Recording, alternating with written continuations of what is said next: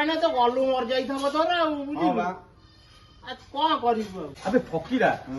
2-3 ଦିନ ହେଲା ମାମୁଁ କାଇଁ ମୁଁ ଦେଖୁନି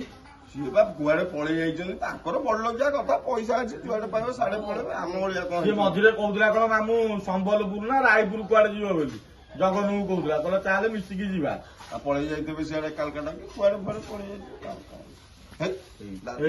ମାମୁଁ ନମସ୍କାର। ହଁ ନମସ୍କାର ଆଜି କଣ ବେ କାମ ଧନ୍ଦା ଯାଇନ ବଇଛ ଏଇଠି ଇଏ ଯାଇଥାନ୍ତା ଆଜି ଏ ଫକୀରା ବୋଉ କହିଲା କଣ ତ ଆଜି ମାସାନ୍ତ ନା ସଂକ୍ରାନ୍ତି କଣ ଓହୋ ତାପରେ ମୋ ଥଣ୍ଡାରୁ ହାତ ଏତେ ଦରଜ ମନେ କରୁଛି ନା ମୁଁ ତୁ ଯାଆନି ହଁ।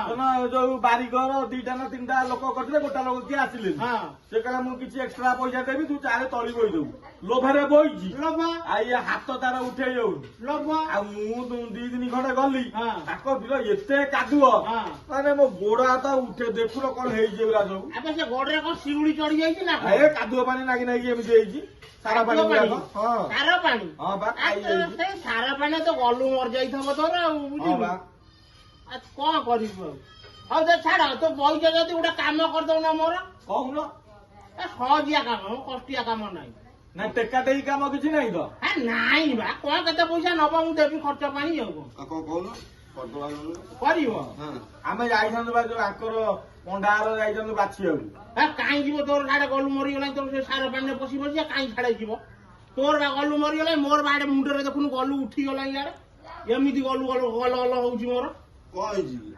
ଉଙ୍କୁଣି କଣ ହେଇଛି ଆଉ ତୁ ଠିକ କଥାକୁ ଧରିଛୁ ଆଉ ମାଇ ମୁଣ୍ଡରେ ଉଙ୍କୁଣି ମାଇ ମୁଣ୍ଡରେ ଉଙ୍କୁଣି ମୁଁ ବା ଯାଇଥିଲି ସେ ସମ୍ବଲପୁର ଯାଇନଥିଲି ହଁ ମୁଁ ସିଆଡେ କେତେ ଆଡେ ବୁଲାବୁଲି କଲି ବୁଝିପାରୁଛୁ ବସ ସିଟ ଯୋଉ ନୁହଁ ସିଟ ଭିତରୁ ସବୁ ବାହାରିକି ପଶି ଯାଇଥିଲି ମୁଣ୍ଡରେ ବସ ସିଟରୁ ଓଳସ ବାହାରେ ଶୁଣିଥିଲି ହଁ ବସ ସିଟରୁ ଉଙ୍କୁଣି ବାହାରି ମୁଁ ପ୍ରଥମ ଶୁଣିଛି ତମଠାରୁ ଇଏ କଣ ସ୍ଲିପରରେ ଥଲ ନା କଣ ମୁଁ ସେ ସ୍ଲିପରରେ ବା ଶୋଇକିନା ଯାଇଥିଲି ବୋଧେ କୋଉଠି କୋଉ ବୁଢୀ ମୁଣ୍ଡରୁ ବୋଧେ ମେକା ଝଡି ପଡିଛି ହଁ ମାମୁଁ ମୁଣ୍ଡକୁ ପଳେଇ ଯାଇଛନ୍ତି ସବୁ ଯାକ ଉଙ୍କୁଣି ଆଉ ଦେ ସେ ଏତେ କଥା କାହିଁ ଗପୁଛ ମଝିକି ବାଛିଦବ ମୁଁ ଗୋଟେ ପାଳ ବାଛିଦେଲୁ ମାମୁଁର ବାଛ ସମୁଦ୍ରୀ ଦୋକାନରୁ ସନ୍ଧ୍ୟାବେଳୁ ବରା ଖାଇବ ଏ ହେ ମାମୁଁ ମସଲା ଖାଲି ଇଏ ଖାଲି ଗଜି ଗୁରାକ ନିଖ ଏପଟେ ପ୍ରବଳ ଏଇ ଡାଗେରା ମାମୁଁ ଏଇଠି ମାରି ଦଉଛି ବାହାର କଣ ତାକୁ ଆଉ ସିଏ କଣ ଗଲୁ ହେଲା ଭଳିଆ ହଉଛି ଲୋ ବୋଉଲୋ ଓହୋ ସେ କଣ ଗଲୁ ହେଲା ଭଳିଆ ହଉଛନ୍ତି ସେ ଖାଇ ଚାଲି ଯାଉଛନ୍ତି ମାମୁଁ ତମେ କାମ କରୁନ ଏତେ ଖଣ୍ଡେ କଞ୍ଚା ଲଙ୍କା ନେଇଯିବ